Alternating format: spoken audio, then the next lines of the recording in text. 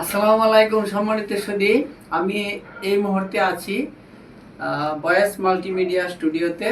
তো আমার পাশে যিনি বসা আছে দেখতে পাচ্ছেন, অনেক গুণী আবৃত্তি শিল্পী ফাতেমা সুলতানা সুমি। বর্তমান সময়ে যখন ভিন্ন সুরে আর ভিন্ন সংস্কৃতি বাংলা সাহিত্য সংস্কৃতিকে আগ্রাসনের মতো এসে দাবিত করছে, ঠিক সে সময়েও সেই গুণী কণ্ঠশিল্পী আবৃত্তি শিল্পী ফাতেমা সুলতানা সুমি, যিনি যার কণ্ঠে বাংলা সাহিত্যকে ধরে রাখছে, কবিতাকে ধরে রাখছে, এবং সেই কণ্ঠযোদ্ধা হয়ে বাংলা ভাষাভাষী সারা বিশ্বে যে যারা বসবাস করে সেই কবিতা পৌঁছে দিচ্ছে তার কণ্ঠের মাধ্যমে।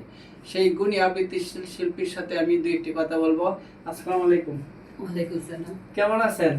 আলহামদুলিল্লাহ ভালো আছি। তা আজকে অনেকদিন পরে আমাদের এই যে বয়েস মাল্টিমিডিয়া স্টুডিওতে, কিন্তু আপনি তো ঢাকা শহর অনেক স্টুডিওতেই আবৃত্তি করেন, কবিতা আবৃত্তি করেন। তো আপনার অসংখ্য কবিতা আমরা শুনি।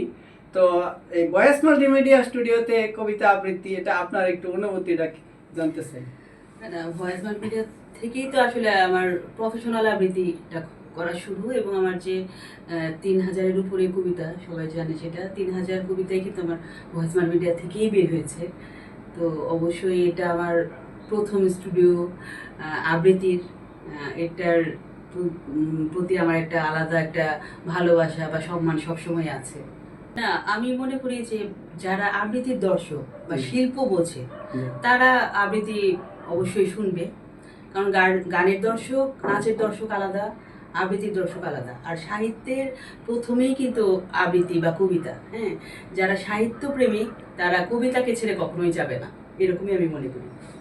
অসংখ্য ধন্যবাদ, আপনি একটা মূল্যবান কথা বলছেন। আজকে আমি চলে যাচ্ছি আমাদের যে বয়েস মাল্টিমিডিয়া স্টুডিওর যে কর্ণধার গুণী আবৃত্তি শিল্পী রাহিমা জিমুল ভাইয়ের কাছে। আসসালামু আলাইকুম। কেমন আছেন ভাই? আলহামদুলিল্লাহ ভালো আছি। তো বয়েস মাল্টিমিডিয়া স্টুডিও, আমি শুনছি যে আরো নতুন করে আপনার সাজানোর সম্ভাবনা নিচ্ছেন। তো এখানে কি কি ধরনের ভিডিও আপনারা করার চিন্তা ভাবনা করছেন? ধন্যবাদ ভয়েস মাল্টিমিডিয়াকে। আমি নতুনভাবে আর একটু নতুন রূপ দিচ্ছি, এখন গোছাচ্ছি সব কিছু, এবং এখানে গান কবিতা সেগুলো তো থাকছেই, পাশাপাশি সরাসরি কবিতা রেকর্ডিংও হবে, ভিডিও হবে, এমন একটি সিস্টেম আমি চালু করতে যাচ্ছি, যার জন্য ব্যাকগ্রাউন্ডটা সুন্দর করে আমি এবার সাজাচ্ছি। সে প্ল্যান করে সেইভাবে ডিজাইন করে আমি এগোচ্ছি।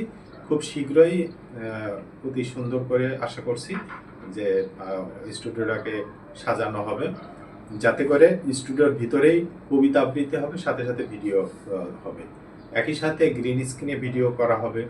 খবর, আমাদের খবর সাইট থাকছে, নিউজ প্রেজেন্টেশন সাইট থাকছে। এছাড়াও আগে যেমন ব্যাকগ্রাউন্ড চেঞ্জ করে যে বিভিন্ন ডিজাইন করে করতাম, সেটাও থাকছে। এক কথায় আগের তুলনায় আমরা আরও একটু এগিয়ে আধুনিকের সঙ্গে তাল মিলিয়ে বা তথ্য প্রযুক্তির সাথে তাল মিলিয়ে ভয়েস মাল্টিমিডিয়াটাকে নতুন রূপে সাজানো হচ্ছে। আর আজকে আমাদের প্রিয় আবৃত্তি শিল্পী ফাতেমা সুলতানা সুমি অনেকদিন পরেই ভয়েস মাল্টিমিডিয়াতে আবার এসেছেন, তাকে আমরা সকল সময় স্বাগত জানাই।